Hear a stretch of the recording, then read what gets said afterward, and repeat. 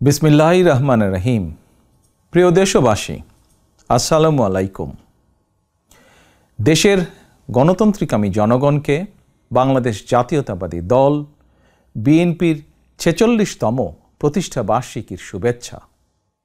প্রতিষ্ঠার পর থেকে আজ পর্যন্ত রাষ্ট্র পরিচালনা কিংবা বিরোধী রাজনৈতিক দল হিসাবে দেশে গণতন্ত্র এবং মানুষের অধিকার প্রতিষ্ঠার প্রতিটি আন্দোলন সংগ্রামে বিএনপি দেশ এবং জনগণের স্বার্থ সমুন্নত রেখেছে।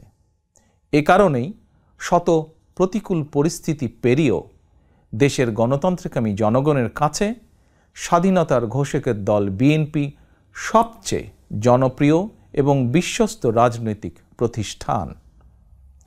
যাদের নেতৃত্বে, যাদের আত্মত্যাগে, যাদের শ্রম, ঘাম, মেধায় বিএনপি আজ সারা দেশে জনগণের কাছে বিশ্বস্ত প্রতিষ্ঠানে পরিণত হয়েছে, দলের প্রতিষ্ঠা বার্ষিকীর এই শুভ লগ্নে তাদের সবার অবদানকে আমি শ্রদ্ধার সঙ্গে স্মরণ করছি।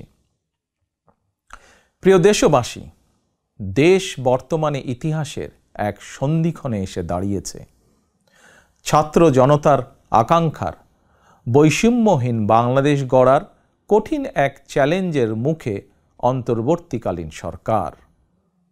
হাজারো শহীদের আত্মত্যাগ আর অসংখ্য ছাত্র জনতার নিদারুণ যন্ত্রণাকর পরিস্থিতির মধ্য দিয়ে গত ৫ই আগস্ট দেশ স্বৈরাচার মুক্ত হয়েছে। তবে গণ অভ্যুত্থানের সাফল্য এবং সম্ভাবনা নস্যাৎ করে দিতে স্বৈরাচারের দোসররা এখনও ষড়যন্ত্র অব্যাহত রেখেছে। আমি বিশ্বাস করি, বাংলাদেশের পক্ষে শক্তি সতর্ক থাকলে বাংলাদেশকে আর বিপথে নেওয়া যাবে না, আর পথ হারাবে না আমাদের এই প্রিয় বাংলাদেশ।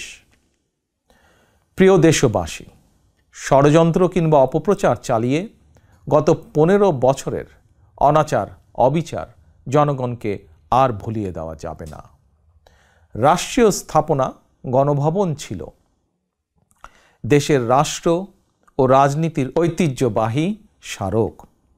গণভবন বর্তমানে স্বৈরাচার হাসিনার দুর্নীতি, দুঃশাসন, অনাচার, অপকর্মের প্রতীক।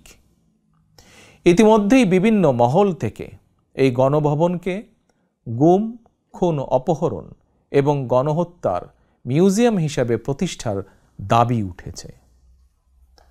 ২০০৯ সালের পিলখানায় সেনা হত্যা থেকে শুরু করে ২০১৩ সালের শাপলা চত্বর হত্যাকাণ্ড, ২০১২, ২০১৪, ২০১৫, ২০১৮, ২০২২ এবং ২০২৩ সালে গণতন্ত্র পুনরুদ্ধার আন্দোলনের সময় গুম ও বিচার বহির্ভূত হত্যাকাণ্ড, ২০১৮ সালের কোটা বিরোধী আন্দোলন এবং নিরাপদ সড়ক আন্দোলনে, ২০২৪ সালে গণ অভ্যুত্থানে শহীদ এবং গুম হওয়া মানুষদের স্মৃতিগুলো এই মিউজিয়ামে সংরক্ষিত থাকবে।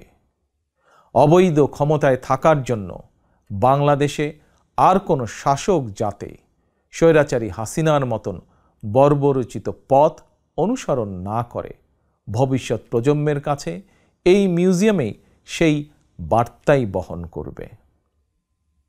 প্রিয় দেশবাসী, অন্তর্বর্তীকালীন সরকার যখন গণ অভ্যুত্থানের আকাঙ্ক্ষা বাস্তবায়নের পথে রয়েছে, এমন সময় হঠাৎ করেই চাপিয়ে দেওয়া বন্যা পরিস্থিতি দেশের পূর্বাঞ্চলের বিস্তীর্ণ অঞ্চল গ্রাস করে নিয়েছে। বন্যার করাল গ্রাসে প্রায় ১ কোটি মানুষ কম বেশি ক্ষতিগ্রস্ত হয়েছেন। অনেক মানুষ মারা গিয়েছেন, বিনষ্ট হয়েছে সম্পদ। এমন পরিস্থিতিতে সাধ্যমতন বন্যার্তদের পাশে দাঁড়াতে বিএনপি প্রতিষ্ঠা বার্ষিকীর সকল কর্মসূচি বাতিল করেছে। ইতিমধ্যে কোনো কোনো এলাকায় বন্যার পানি কমতেও শুরু করেছে। ফলে যারা বন্যায় ক্ষতিগ্রস্ত হয়েছেন, এই মুহূর্তে তাদেরকে বন্যা বিধ্বস্ত ঘরে ফেরানো কিংবা তাদের পুনর্বাসন প্রক্রিয়া বন্যাকালীন পরিস্থিতি থেকেও কিছুটা জটিল। সুতরাং আপনাদের কাছে আমার বিনীত অনুরোধ, আপনারা বন্যায় ক্ষতিগ্রস্তদের প্রতি আপনাদের সহযোগিতা দয়া করে অব্যাহত রাখুন। সমন্বিতভাবে ক্ষতিগ্রস্তদের পাশে দাঁড়ান। বিশেষ করে যেসব পরিবারে নারী, শিশু, বৃদ্ধ কিংবা বৃদ্ধা রয়েছেন, অগ্রাধিকার ভিত্তিতে তাদের প্রতি দয়া করে সহায়তার হাত বাড়িয়ে দিন। সফলজনকভাবে বন্যা পুনর্বাসন প্রক্রিয়া সম্পন্ন করতে একজন নাগরিক হিসাবে সরকারি উদ্যোগ বাস্তবায়নেও দয়া করে সক্রিয় ভূমিকা রাখুন। প্রিয় দেশবাসী, রাষ্ট্র, রাজনীতি, শিক্ষা, সংস্কৃতি, অর্থনীতি, জনপ্রশাসন, বিচার বিভাগ সকল ক্ষেত্রে দেশকে এক নৈরাজ্যকর অবস্থায় রেখে স্বৈরাচারী হাসিনা পালিয়েছে। দেশকে একটি ঋণ নির্ভর, আমদানি নির্ভর, পরনির্ভর করে রেখে স্বৈরাচারী হাসিনা পালিয়েছে।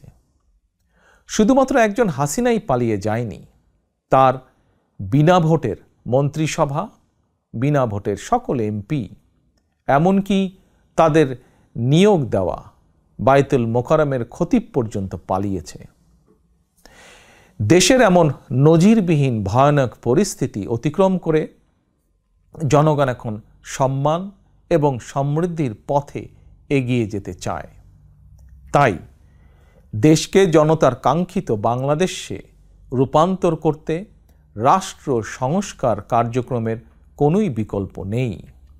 তবে রাষ্ট্র সংস্কার একটি চলমান, দীর্ঘমেয়াদী এবং ধারাবাহিক প্রক্রিয়া।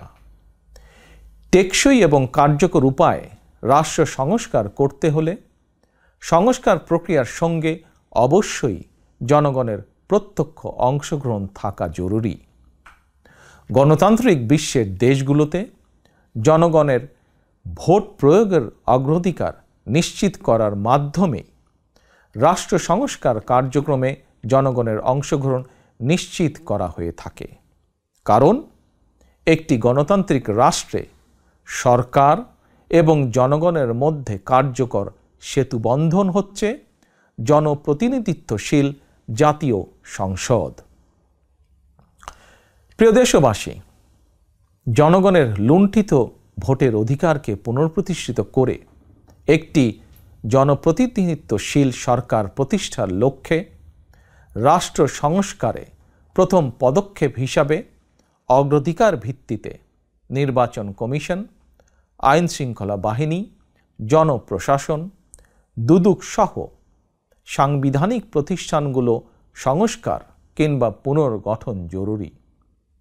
সেই লক্ষ্য অর্জনে অন্তর্বর্তীকালীন সরকার তাদের পরিকল্পনা অনুযায়ী রাষ্ট্র সংস্কার কার্যক্রম এগিয়ে নিচ্ছে বলে আমরা মনে করি। সুতরাং জনগণের প্রত্যক্ষ ভোটে একটি জনপ্রতিনিধিত্বশীল রাষ্ট্র এবং সরকার গঠনের লক্ষ্যে দেশকে নির্বাচনী রোডম্যাপে তোলার জন্য প্রয়োজনীয় রাষ্ট্র সংস্কারের জন্য জনগণ অন্তর্বর্তীকালীন সরকারকে সব রকমের সহায়তা করতে প্রস্তুত। প্রিয় দেশবাসী, আমি মনে করি, আমাদের দল বিএনপি মনে করে, রাষ্ট্র সংস্কারকে কার্যকর করতে হলে দেশের রাজনৈতিক দলগুলোর দৃষ্টিভঙ্গি এবং কার্যক্রমেও স্বচ্ছতা নিশ্চিত করার বিষয়টিও উপেক্ষা করার কোনোই সুযোগ নেই। সে লক্ষ্যেই 2023 সালের জুলাই মাসে রাজনৈতিক দল হিসাবে বিএনপি রাষ্ট্র সংস্কারের পাশাপাশি দলীয় রাজনৈতিক সংস্কার কর্মসূচি ঘোষণা করেছে।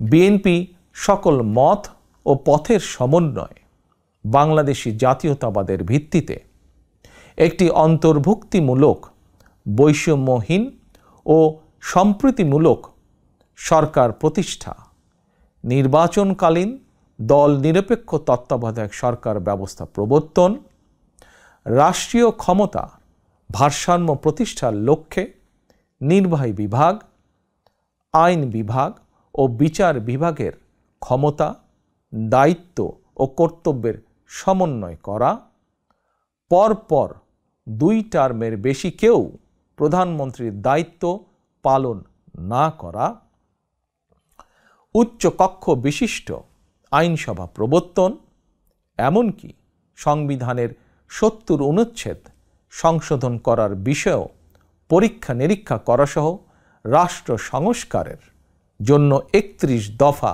রূপরেখা দিয়েছে। আমি মনে করি, আমাদের দল বিএনপি মনে করে, জনগণের কাঙ্ক্ষিত বাংলাদেশ গঠনের জন্য রাষ্ট্র ও রাজনীতি সংস্কারের বিকল্প নেই। দীর্ঘমেয়াদী রাষ্ট্র সংস্কার কার্যক্রমগুলো জনগণের প্রত্যক্ষ ভোটে নির্বাচিত সরকারের মাধ্যমে হলে সেটি বেশি কার্যকর বলে জনগণ বিশ্বাস করে এবং গণতান্ত্রিক বিশ্বেও এটি স্বীকৃত।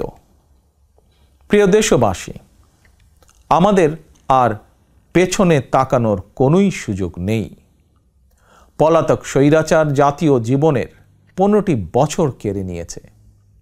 সেই দুঃস্বপ্নকে দূরে ঠেলে দিয়ে দেশের জনগণের সামনে একটি বৈষম্যহীন, নিরাপদ, মানবিক বাংলাদেশ গড়াই বিএনপির আগামী দিনের লক্ষ্য। বিএনপি বিশ্বাস করে, তথ্য প্রযুক্তির বর্তমান বিশ্বে কথামালার রাজনীতির পরিবর্তে বর্তমান প্রজন্ম প্রতিশ্রুতির বাস্তবায়ন দেখতে চায়। সমৃদ্ধি, সম্মান এবং সম্ভাবনার দ্বার উন্মোচন দেখতে চায়। এজন্য রাষ্ট্র ও রাজনীতির কাঠামোগত পরিবর্তনের পাশাপাশি ভবিষ্যৎ প্রজন্ম এবং কর্মক্ষম জনশক্তির সামনে সম্ভাবনার সকল দ্বার উন্মুক্ত করে দিতে হবে। নৈতিক মূল্যবোধ এবং কর্মমুখী শিক্ষানীতির পাশাপাশি দেশে বিদেশে কর্মসংস্থানের নতুন ক্ষেত্র তৈরি করতে হবে।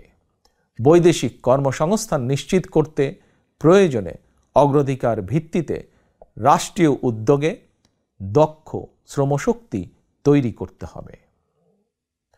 গণতন্ত্রকামী প্রিয় ভাই ও বোনেরা, এবার আমি সারা দেশে আমার দলের নেতাকর্মীদের উদ্দেশ্যে 2টি কথা বলতে চাই। আপনারাই বিএনপির প্রাণ। শত নির্যাতন, নিপীড়ন, হামলা, মামলা, হয়রানির শিকার হয়েও আপনারা জাতীয়তাবাদের আদর্শ বিচ্যুত হননি। আমি জানি, অতীতে বছরের পর বছর ধরে আপনাদের অনেকেই মাফিয়া সরকার এবং তাদের দোসরদের দ্বারা নির্যাতন, নিপীড়নের শিকার হয়েছেন। তবে বর্তমান পরিবর্তিত পরিস্থিতিতে আপনাদের প্রতি আমার একান্ত অনুরোধ, অতীতে নির্যাতনের শিকার হওয়ার কারণে আপনারা কেউ দয়া করে প্রতিশোধ পরায়ণ হবেন না। কেউ দয়া করে নিজের হাতে আইন তুলে নেবেন না। বরং অন্যায় অবিচারের শিকার হলে আইনগত পদক্ষেপ নিন। তবে খেয়াল রাখবেন, কেউ যেন হয়রানিমূলক মামলা হামলার শিকার না হন। আপনাদের প্রতি আমার স্পষ্ট বার্তা, শক্তি কিংবা ভয় দেখিয়ে নয়, বরং ইনসাফ এবং উদারতা দিয়ে মানুষের মনকে জয় করুন, জনগণের ভালোবাসা অর্জন করুন। পরিশেষে বিএনপির 46তম প্রতিষ্ঠা বার্ষিকীর এই শুভ লগ্নে আমি বলতে চাই, স্বাধীনতার ঘোষকের প্রতিষ্ঠিত দল বিএনপিকে mother of democracy Begum Khaleda Zia দেশের 87,000 গ্রামের প্রতিটি ঘরে ঘরে পৌঁছে দিয়েছেন। সেই দলের পতাকা এখন আমার, আপনার, আমাদের হাতে। এই পতাকা এখন শুধু বিএনপির দলীয় পতাকাই নয়, বরং এই পতাকা এখন দেশ এবং জনগণের স্বাধীনতা ও অধিকার রক্ষার প্রতীকে পরিণত হয়েছে। সুতরাং যারা এই পতাকার মর্যাদা সমুন্নত রাখতে চান, তারা কোনো প্রকার অনৈতিক কিংবা অনধিকার চর্চায় লিপ্ত হবেন না। বাংলাদেশের জাতীয়তাবাদী শক্তির সকল স্তরের, সকল পর্যায়ের প্রতিটি নেতা কর্মী, সমর্থক, শুভাকাঙ্ক্ষীকে মনে রাখতে হবে, জনগণ বিএনপিকে বিশ্বাস করে, বিএনপিও জনগণকে বিশ্বাস করে, কারণ জনগণই বিএনপির সকল রাজনৈতিক ক্ষমতার উৎস।